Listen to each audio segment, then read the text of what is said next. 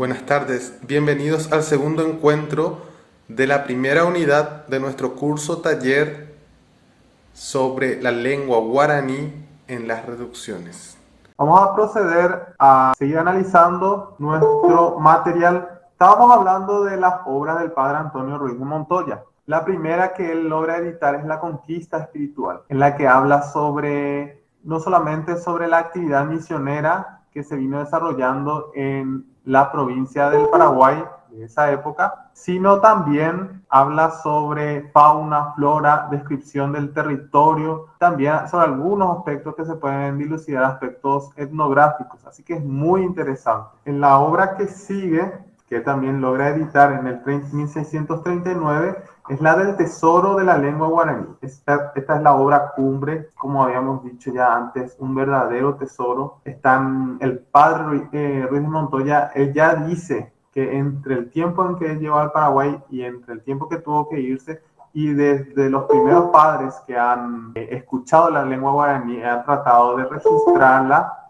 existió una buena variación. Algunos creen que es de hasta el 30% de las dicciones. Imagínense el cambio que hubo entre pérdidas y nuevas palabras. La forma en que él realizaba cierta investigación sobre la lengua era hablar, obviamente, con los que poseían la lengua, pero no solamente era el lenguaje de una región, sino de varias regiones que vamos a estar hablando en la segunda unidad. El Tesoro de la Lengua, entonces, es como un diccionario en que están las dicciones en guaraní, las entradas en guaraní y explicadas en castellano de la época, con algunas palabras que nosotros ya no utilizamos, pero que nos puede ayudar un elemento que tenemos en Internet, que es el diccionario de autoridades. El diccionario de autoridades es un diccionario oficial, uno de los diccionarios oficiales de la lengua castellana, que nos explica algunas formas o usos de esa época del siglo XVII y principio del siglo XVIII. Entonces,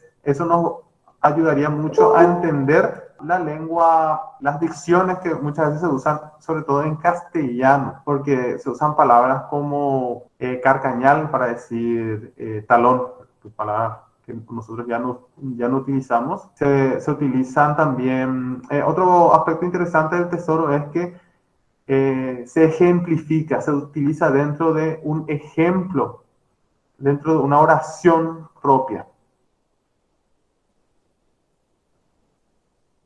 Sobre el tesoro, sobre cómo leer el tesoro, cómo buscar en el tesoro, vamos a hablar en la unidad 3.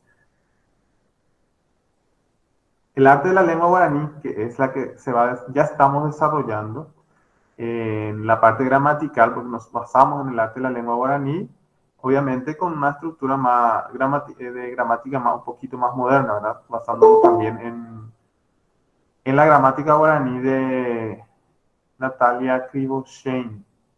Y en este arte, que es como le llamaban a la gramática de la época, en esa época se decían ellos una famosa frase, el fulano de tal, el padre tanto, redujo a arte tal lengua. Entonces, los misioneros que redujeron la lengua guaraní a arte fueron el padre Antonio Ruiz, el padre Alonso de Aragona, el padre Luis de Bolaños, que se dice que también lo hizo, el padre Restivo. Entonces son los que redujeron la lengua, es decir, los que, habiendo escuchado, trataron de darle de distinguir sus reglas gramaticales.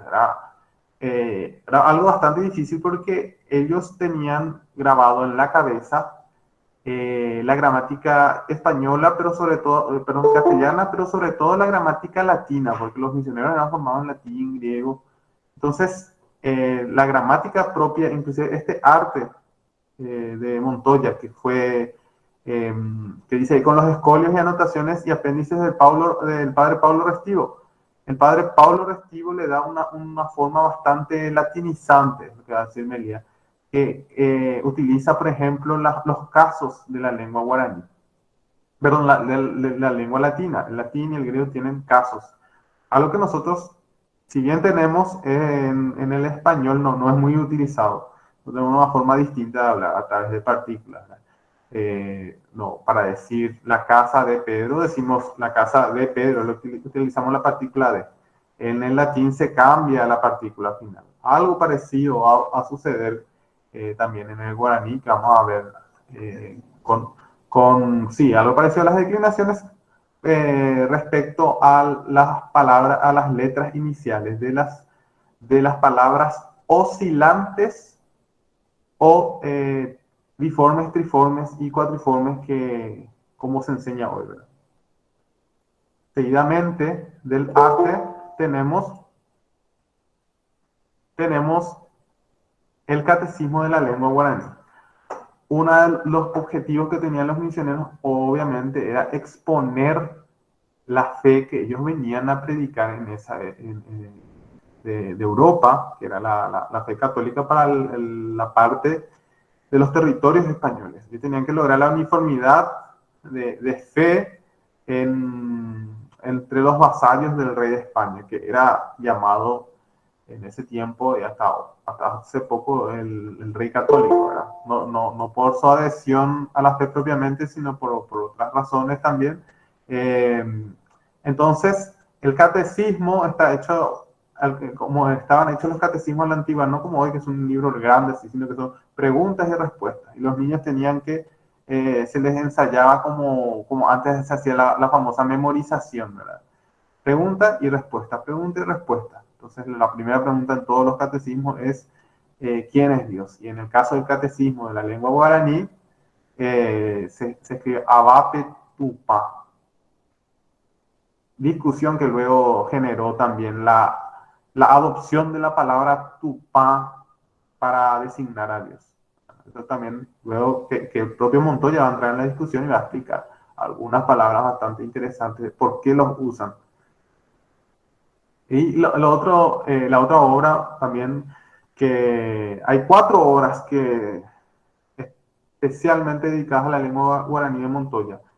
El tesoro, el arte, el catecismo y el vocabulario. En el caso del vocabulario es al revés del tesoro, aunque es mucho más breve, se realizan, los términos están en castellano y se da su equivalente. Las entradas están en castellano y su equivalente están en guaraní. Entonces, tenemos este libro que también es muy interesante. Hay 2 ediciones más que yo les puse. En los libros que son de dominio público, yo traté de ponerle el lugar de donde se recupera y el link, la dirección que está en azul. Se pueden hacer link y se va a ese lugar y ustedes pueden ver el libro. Estos libros son ya de dominio público porque sus autores murieron hace más de 70, 80 años. Entonces, la legislación pueden ser utilizados. Obviamente se debe utilizar con ética profesional y por eso es preferible utilizarlos de internet si tiene internet, ¿verdad? Lo otro, esta es otra edición muy buena, la del Sable, que tiene un título todo en latín, pero que en el interior, o sea que todo el contenido está en castellano. También tiene su link aquí. Hablemos de la imprenta en las reducciones. La imprenta fue un recurso bastante interesante porque era muy innovador. En la Europa de esos siglos, la imprenta y los grabados fueron un medio de hacer las famosas propagandas religiosas, porque estaban en plenas guerras religiosas a raíz de la ruptura protestante. Entonces, fue un mecanismo para realizar la propaganda ideológica de la época, ¿verdad? ¿Cómo se va a utilizar hasta el día de hoy la propaganda ideológica?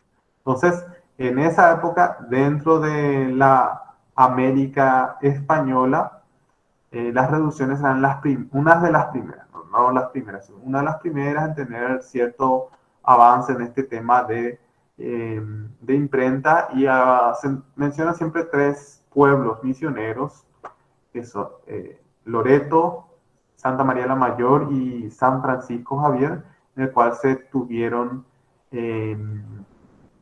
una imprenta. Posiblemente también esta imprenta era móvil. Y uno de los primeros libros que se editaron fue de la diferencia entre lo temporal y lo eterno, que es una obra de Eusebio de Nirenberg, traducida por el padre José Serrano. Lo más interesante de esta obra, una de las cosas más interesantes, no es tan solo los tipos, es decir, la forma de escritura, los escritos, sino que además está acompañada de grabados súper interesantes que se encuentran, que se pueden ver sobre todo en un libro, una obra de Furlong que se llama Orígenes del arte tipográfico en América. Se encuentra bastante detallado este tema. También los nativos guaraníes eran bastante preparados en copiar la tipografía, no solamente hacían manuscritos, sino que tipografía de imprenta. Hay ejemplos, muchos ejemplos. En el Museo Diocesano de San Ignacio tenemos hojas de misal copiadas, ¿verdad? Por los nativos, por los miembros de las reducciones, no sabríamos decir si específicamente no eran ciudadanos en esa época propiamente todos, sino vasallos del rey. Los manuscritos. Los, los manuscritos eran una regla como en todo antes de que exista todos los medios que nosotros tenemos. ¿Verdad? Aunque existiese imprenta, el manuscrito era una cosa, era algo bastante interesante, bastante extendido. Eh, no solamente las cartas que son holográficas manuscritas, sino también de libros completos que vamos a ver en la unidad 4, libros de medicina del padre Montenegro, libros que hablan de la flora, de herbología, están en castellano, pero es muy interesante con la descripción y con los dibujos descriptivos de lo que nosotros llamamos pojañanar. Bueno, luego tenemos además de eso, hay catecismos propiamente. Una de las cosas que vamos a analizar, que yo ya les había adelantado con el primer ejercicio, está escrito a mano. O sea, el Cuatiá Poromboé está escrito a mano. Las cartas. Existen innumerables cartas que se conservan, muchas de ellas en archivos, sobre todo en Buenos Aires. Existe un proyecto muy interesante de, existe un proyecto muy interesante hecho por un grupo, un proyecto Langas, por un grupo hay franceses, hay latinoamericanos. Estaba organizado por la Universidad, por la Sorbonne de París, y estaba encabezado, no tengo más información al respecto, por la investigadora Capucine Guadet, creo que se pronuncia así, disculpen mi francés, pero Capucine Guadet, y también el padre Meliá estaba en el tema en vida, tuvo muchos aportes y tiene muchas de las personas que están en este equipo eh, están referenciadas en las citas que nosotros utilizamos para estos materiales. Son investigadores de primera clase que se puede encontrar aquí tenemos abajo la página del corpus, que ustedes pueden encontrar las cartas en la forma original que estamos analizando, en la forma original en que se escribía. En la segunda columna generalmente está la forma actual del guaraní, que es el trabajo que ustedes están haciendo en la tarea, y la traducción en castellano, si existe la traducción en castellano de la época o si no una traducción más moderna. Entonces, el trabajo es espectacular. Vamos a estar compartiendo el enlace en el grupo de WhatsApp para que ustedes puedan ver y ver cómo se escribía en esa época, cómo los miembros del cabildo, que eran guaraníes, cacique, la Pérez Real, cacique era como una clase social más que un título. Eh, y dentro de esa clase social se elegían los miembros del cabildo, y estos tenían acceso a la educación y podían escribir, y vamos a ver cómo en la segunda unidad sobre todo se habla de eso, cómo ellos se pasaban billetes, se llamaban, se llaman como esquelitas, se pasaban ellos información, y a veces los misioneros, por decirlo así, no desesperarse, sino tenían como cierta cosa, ¿de qué estarán hablando? ¿No? Ya adoptaron como propio la escritura, la escritura en guaraní. Bueno, respecto a la parte de gramática, nos habíamos quedado en que las palabras, tanto sinónimos, adjetivos y verbos, tienen a veces unas consonantes finales. Estas consonantes no se pronuncian cuando la palabra va en absoluto, o sea, va sola. Por ejemplo, si yo digo, ahí como ustedes ven el primer verbo, ay puso, solamente digo ay puso, extiendo. Entonces, o ay puso, me extiendo, me estiro.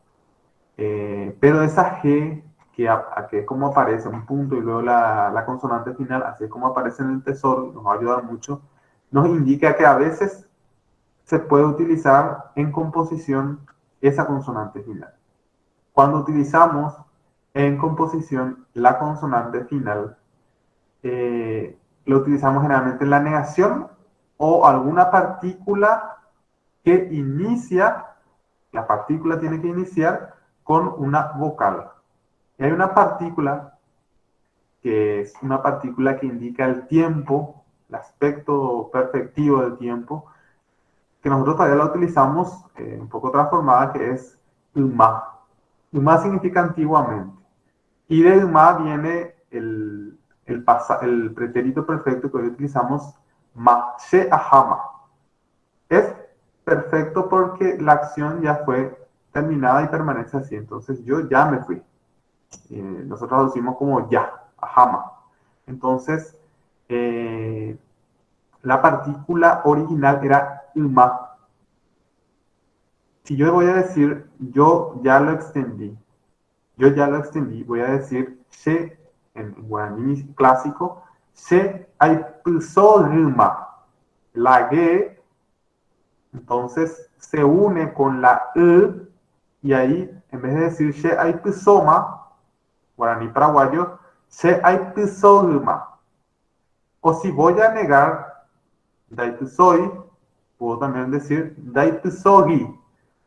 Porque la forma de negar un verbo en presente, es decir, para decir yo no entiendo, yo no hablo, yo no digo, es, eh, está hecho por partículas discontinuas, es decir, un prefijo y un sufijo. El prefijo cambia según la persona gramatical, es decir, si la acción la hago yo, tú, él, nosotros, vosotros, ellos, entonces tenemos, cambia un poco, pero siempre empieza con N antenasal o ND en palabras vocales.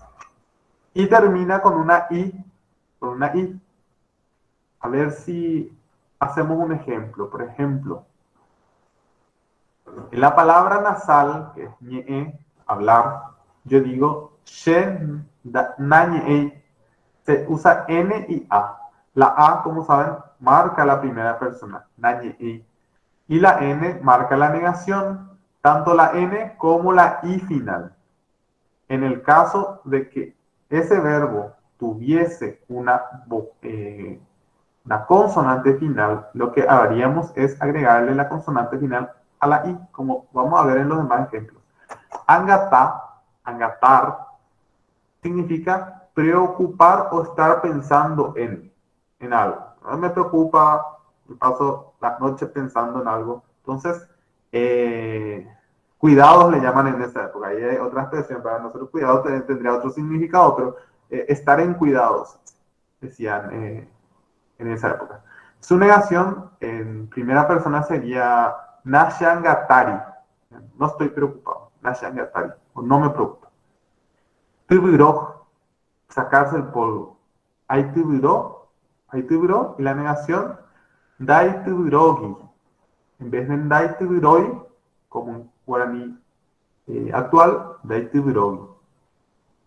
Acá, lo acá también es pelear, reñir. Y de esta hay una palabra que es acapaguera, que serían las riñas, ¿verdad? Las riñas en pasado. Esto vamos a analizar más, porque en vez de B corta es P, lo vamos a analizar luego. Coacú, que es ocultar, abstenerse, tiene la consonante final B, dalle coacubi, no me oculto, no me abstengo, o no hago el ayuno, porque es también un neologismo cristiano para el ayuno. Gendú, escuchar. Najendubi. En guaraní paraguayo sería Najendubi y una de las formas de utilizarse en guaraní clásico, Najendubi. Andú, sentir. Nañandubi. Kakuab, perdón, Kuab, conocer, saber. Di Kuabi, no conoce, él no conoce. Ao, también reñir, o ao, de ahí viene la palabra que ya o allá o. Xiao beme, no me riñas.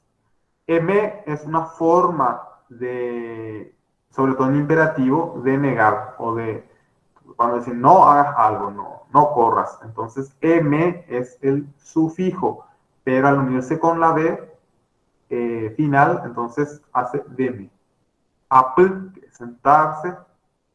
Atoin, hay algo muy interesante. Ahí la sílaba, perdón, la consonante nasal, la consonante es nasal y va última, y en vez de decir niñatoin, niñatoin, niñatoini, la N se convierte en ND.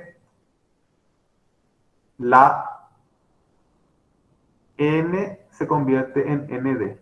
Y ahí, de ahí surge, se llaman verbales, pero son sustantivos que devienen de verbos, así como nosotros decimos estudiante. El estudiante viene del verbo estudiar, el que estudia. Así también niña tondavi sería intacto, quizás sobre todo para describir, ya en el neologismo cristiano, para describir a la Virgen. Niña tondavi, intacto. Apusuk, que es consolar. Angapusuk, nosotros usamos todavía angapusuk. Entonces, nashe apuhugi. Nashangapuhi, si hoy decimos, es no tengo consuelo. Nashapuhi, no tengo consuelo. Web, que es apagar. Do webi, no se apaga. Tratando webi. Entonces, el compuesto, todos los compuestos de O. O es algo muy utilizado, se utiliza con el puso, significa sacar, extraer. ¿Verdad? Entonces, eh, sería una de las palabras que usan es Ayahoy o en el neologismo cristiano que significa develar. Dog sería la forma nasal, y otra forma nasal es gog. Se utiliza mucho. Inclusive el ojesa es un recurso bastante utilizado como verbo compuesto. O, ¿no? Entonces, para la negación se utiliza este compuesto, le llaman discontinuo, y eh, se niega diciendo en el verbo no. Pero también se utiliza con sustantivos, y con sustantivos significa no hay en tercera persona o no tengo en primera persona, ¿no? Entonces, por ejemplo, si yo digo nañeei, como dijimos, nañeei, se niega que yo no estoy hablando. Pero si yo digo da hogai, la palabra hoga en composición con este compuesto discontinuo, da, hoga y la i final, que es parte de ese set de negación, entonces significa, al ser un sustantivo significa no tiene casa, la joven. Nasherendai, una palabra que se usa mucho. Nasherendai, no tengo lugar no sé dónde ubicarme. Nascendai es, tenda es un sustantivo y en composición significa no tengo lugar. Para decir que algo no es, ahí ya hablamos otra vez de un sustantivo, se utiliza también una composición en discontinuo que es na y al final, luego del sustantivo, Uruguay. Na, Uruguay. Entonces, ¿cuál sería la diferencia? Aquí hay que atender muy bien. La diferencia sería en Nashen Boehari. Boeja es el que enseña, por lo tanto se traduce como maestro, profesor. Significa, na es un prefijo que indica la negación en primera persona. Shenbo Eha es parte de un set verbal, por llamarlo así, que vamos a explicar más adelante. Y la R de la sílaba final es una consonante final, se le agrega la I. Ahí significa no tengo maestro, no tengo quien me enseñe. Pero para decir que alguien no es mi maestro, decimos Nashembo Ehara Ruwai. La negación de existencia o de ser se hace con Na Ruwai. Y la negación de existencia en el sentido de haber y de tener con la negación de la misma forma de negación del verbo. Eso en adelante vamos a ver. Y hay otra forma de negación que significa aún no, se utilizaba en esa época de irangue. Nosotros usamos neira weteri, pero en guaraní paraguayo. Y neirangüe en la forma del guaraní clásico. Entonces, esta negación es muy interesante cómo se hace. Aparece mucho el sufijo uruguay, hay que atender. Entonces, significa que niega que algo es, no es. Y si es con el nd o n y al final i, es no, no hay o no tiene, no tiene, no tengo.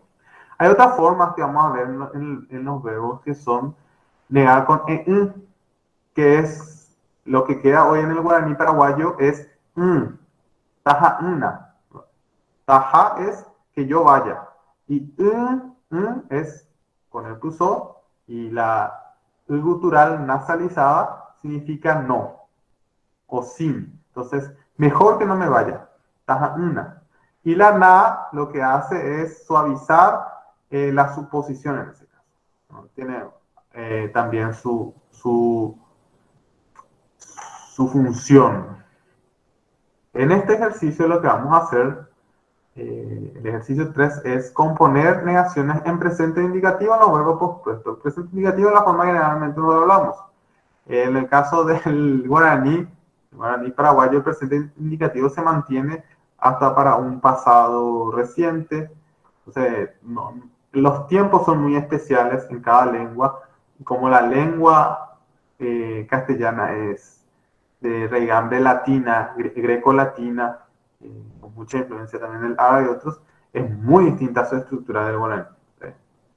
En el primer ejercicio lo que vamos a hacer es agregarle la raíz del verbo, en este caso el verbo puso, que es extender, a este prefijo que es doye. Doye puso, y como hay que negar, hay que agregarle la I se agrega en este caso luego de la consonante final. Si nosotros queramos eso en guaraní paraguayo actual, diríamos doye pusoy, pero como lo hacemos para el guaraní clásico, doye pusogi. Psu no tienes consuelo.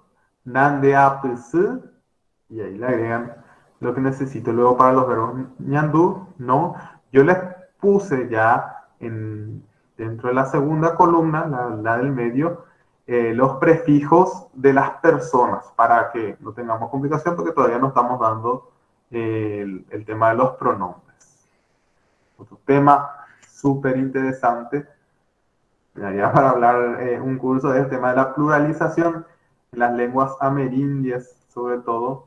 La pluralización no es tan común como en las lenguas de origen latino. Nosotros al hablar hablamos mucho con mucho plural. En el guaraní en general no se utiliza el plural si es que generalmente se entiende que se está hablando de un conjunto, de un grupo, entonces ya no es necesario aplicar el plural. Entonces, la forma de utilizar el plural es distinta. Nosotros hoy utilizamos el sufijo cuera. Es un sufijo que tiene una peculiaridad que es, según las reglas del guaraní actual, el único sufijo bisilábico, es decir, de dos sílabas que se puede escribir seguido del sustantivo, a diferencia de los otros sufijos que tienen más de una sílaba que se tienen que escribir aparte, como PB, MB, WIB, se tienen que escribir aparte. Fuera se puede escribir juntos y significa los o la pluralización los, las. La que se utilizaba en la escritura, la escritura de las misiones era geta, greta. Hay dos formas. Una es como nosotros la utilizamos hoy, geta, geta cuña, geta cuimba, geta mitad. Entonces, significaría muchos, pero ellos lo sufijaban, lo ponían después de los sustantivos, significaba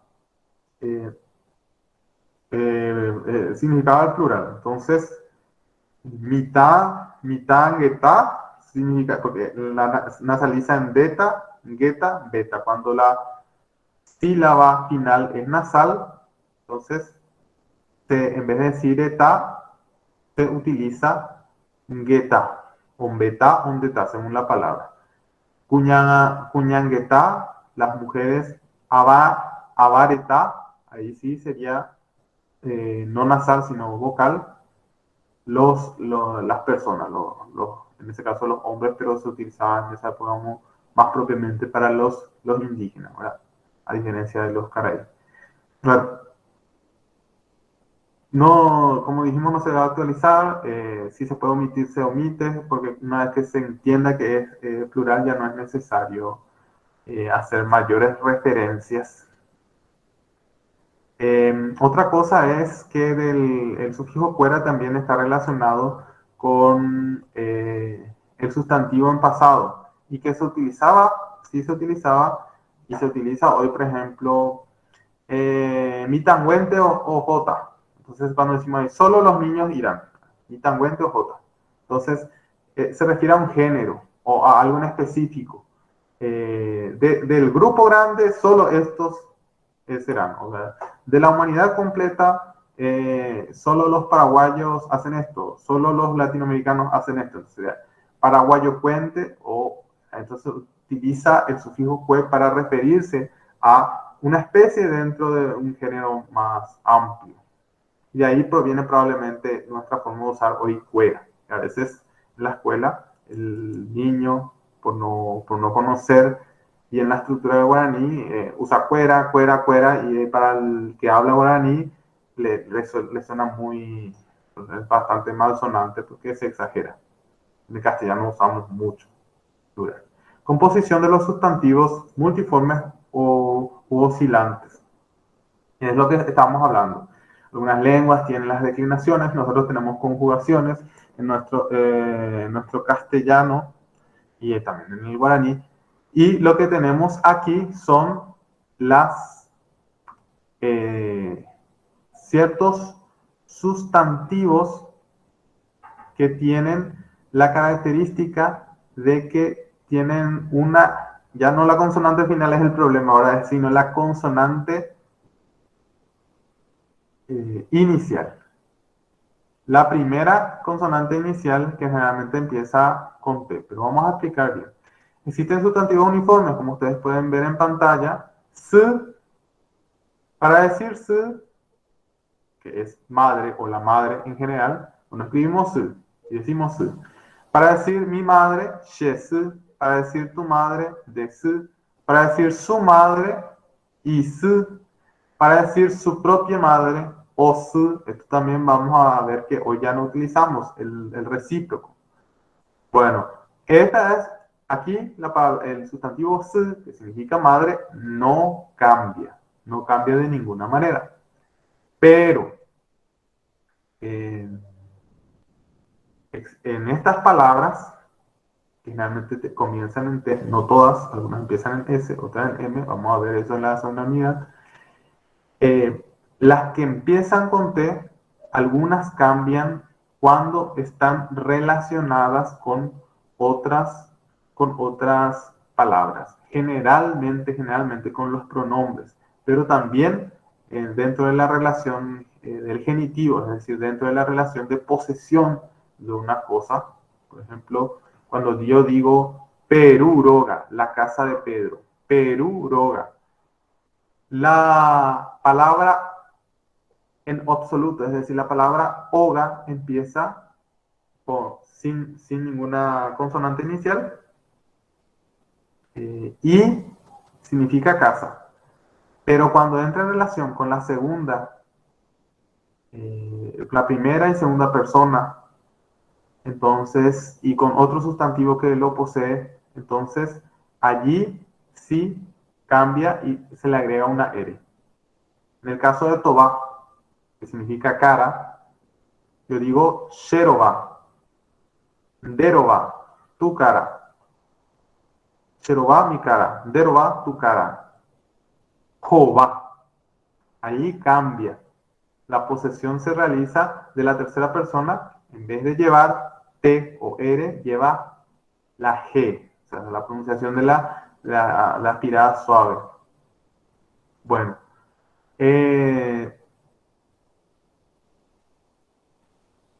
En la segunda persona del plural, esto no lo tenemos en guaraní paraguayo actual, en la segunda persona del plural también la E, en vez de decir, nosotros decimos, por ejemplo,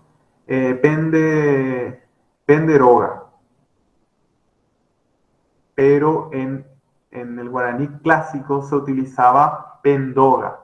La R, por la nasalización del PE o pende, se convierte en ND.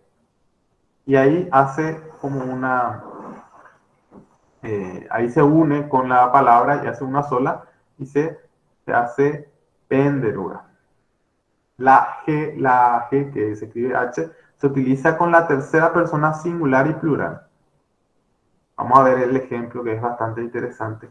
Y la G, así como vimos en el primer ejemplo de las palabras que no sufren este cambio, o su, recíproco, que significa su propia madre, cuando un tercero se está refiriendo a su propia madre, o estamos hablando de la relación en lo que sería la narración, estaríamos hablando de un sujeto y se refiere a una acción relacionada con algo propio, entonces se utiliza o.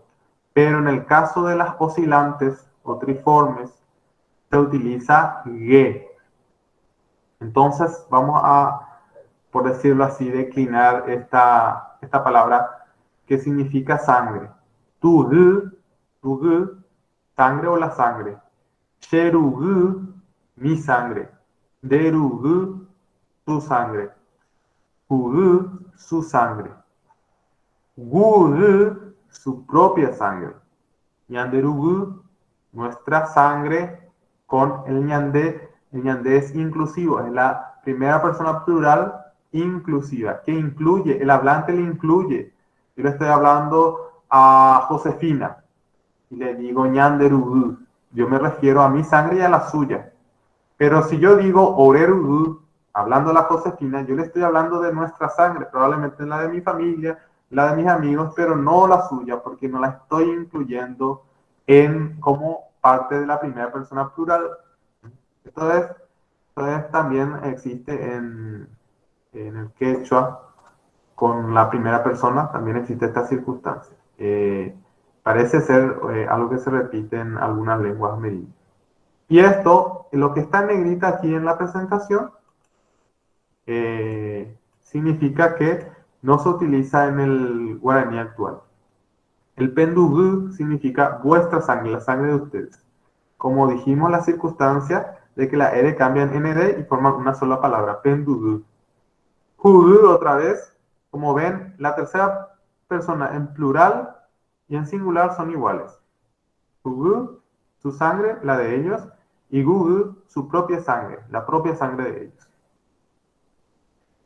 Bueno, algunos de estas circunstancias que tienen el proceso de oscilación no cambian la T en primera y segunda persona. Por eso también en guaraní actual decimos Shetua, que tendría que ser Shetuba, entonces, y ni de tuba. Generalmente estos están relacionados con sustantivos de parentesco. Entonces, Sheramoy, algunos se pueden, por ejemplo, Sheru, Sheru viene de Sheruba y Shetua viene de Shetuba. Sheramoy o Shetamoy también puede ser utilizado. Entonces, si puede sufrir o no el proceso de oscilación. Sí. Sheramoy significa mi abuelo. Sheramoy. Y luego una circunstancia que es bastante interesante es Tembi. Bueno, esto vamos a dar en los verbos también de una forma de hacer el participio, ¿verdad? Las cosas que es un participio que se utiliza mucho y que generalmente utilizaron los misioneros para crear neologismos que significan ciertos sustantivos, pero a través de la raíz del verbo. Obviamente ya existía en el guaraní precolombino. Lo que pasa es que se utiliza mucho para crear cosas que le son nuevas al oyente guaraní porque son parte de la doctrina cristiana o del mundo europeo. Pero en este caso ponemos el ejemplo de Temimbota. Nosotros usamos en el guaraní paraguayo actual Tembipotá, que significa voluntad. Pero aparece también Temimbota. Puede ser tembi ante palabras vocales, es decir, que no presentan ninguna consonante o sílaba nasal, o temi si es que la presenta. Entonces, si yo digo mi enviado sería temi mondó. Mondó es la raíz de enviar y temi mondó significa mi enviado o las cosas que yo envié. Seremico TV, las cosas que yo necesito. En este caso, sigue la misma transformación, la misma oscilación. Temimbotá, remimbotá, gemimbotá. Y gemimbotá. En el guaraní clásico te van a ver escrito, la forma castellana era GU. Pero como lo escribiríamos si todavía lo utilizáramos en guaraní paraguayo actual, G sin la U, gemimbotá. Luego dos cosas bastante interesantes ya para terminar y que lo vamos a ver luego porque se utiliza mucho y que se utiliza mucho en el guaraní actual todavía, es el relativo.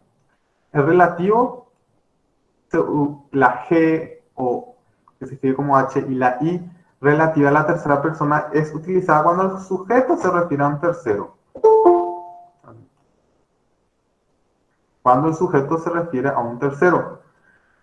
Cuando la primera o segunda persona, el hablante y oyente, primera persona es hablante, la segunda es oyente, se relacionan con un objeto ausente, entonces ahí utilizamos el relativo.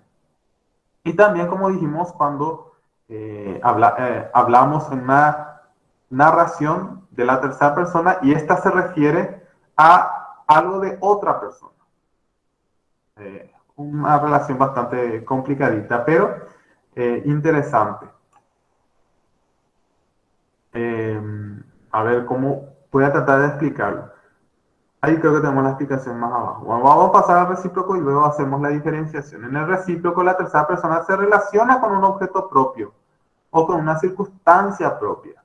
Ahora ponemos el ejemplo. Pedro estaba construyendo su casa. En esta oración dice, sabemos que la casa que se está construyendo, se puede entender que esa casa que se está construyendo es la de Pedro. Pero si hacemos otra oración, Juan se mudó a la ciudad. Punto. Pedro está construyendo su casa. Nos referimos a la casa de Pedro o nos referimos a la casa de Juan. La acción de Pedro se relaciona con algo propio o la de Juan. En el caso del guaraní clásico utilizaríamos goga si Pedro está levantando su propia casa. Pero si nos referimos a la casa de Juan, utilizaríamos joga. ¿Cómo se utiliza hoy? Hoy en el guaraní ya no se utiliza este recíproco, lo utilizamos solamente el relativo para las dos relaciones, para estos dos fenómenos lingüísticos. Diríamos, Juan Oba Tabape, Perú Omopuá Joga. Y ahí puede indicar la casa de Pedro como la casa de Juan. Pero diríamos en guaraní clásico, Perú Omopuá Goga si se refiere a su casa, a la casa de Pedro. O Perú Omopuá Joga si se refiere a la casa de Juan. Luego vamos a ir viendo cómo ir diferenciando eso. El último ejercicio es escribir las formas oscilantes de las siguientes palabras. Tembiapó, que significa trabajo. Temimboraracue, que significa sufrimiento. No. Palabra supercompuesta, la raíz es el verbo por hará, que es sufrir o pasar por. Toba, cara. Tenda, lugar. Entonces, lo que vamos a hacer es, ahí en cada cuadro, cambiamos. Tembiapó, arembiapó, gembiapó, gembiapó. Temimboraracue, remimboraracue, gemimboraracue, gemimboraracue. Bueno, y luego un ejercicio, este es un ejercicio ad libitum, es decir, un ejercicio si quieren realizar, también les va a ayudar mucho, que es el mismo que utilizamos, pero ya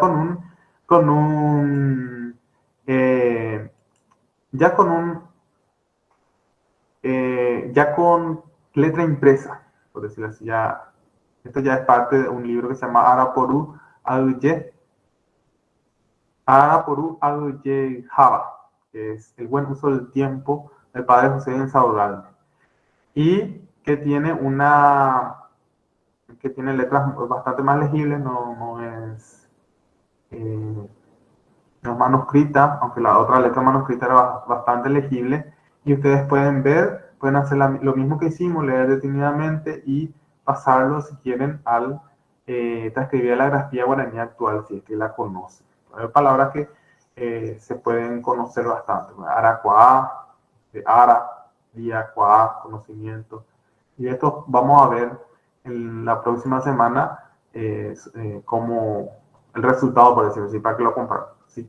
Yo les pasé el PDF para que ustedes comparen, pero no es una propuesta de traducción, o mejor dicho, una propuesta de transcripción, pero no es la propuesta, así que ustedes, si es que descubren algo, pueden con toda la libertad hacer eso.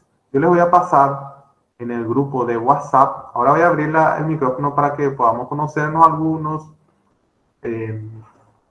para que podamos englobar. A fin de terminar la grabación, voy a despedirme, pero voy a dejar luego abierto el micrófono para que podamos hablar de algunas cosas que a ustedes les interesa. Y también les voy a pasar el link para la asistencia hoy en el grupo de WhatsApp. Muchísimas gracias a todos los que participaron.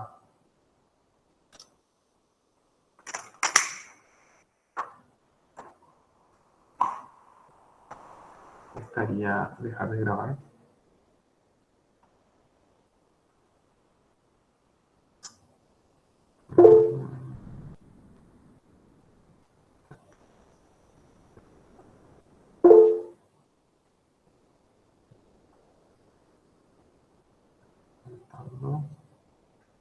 Dejar de grabar acá.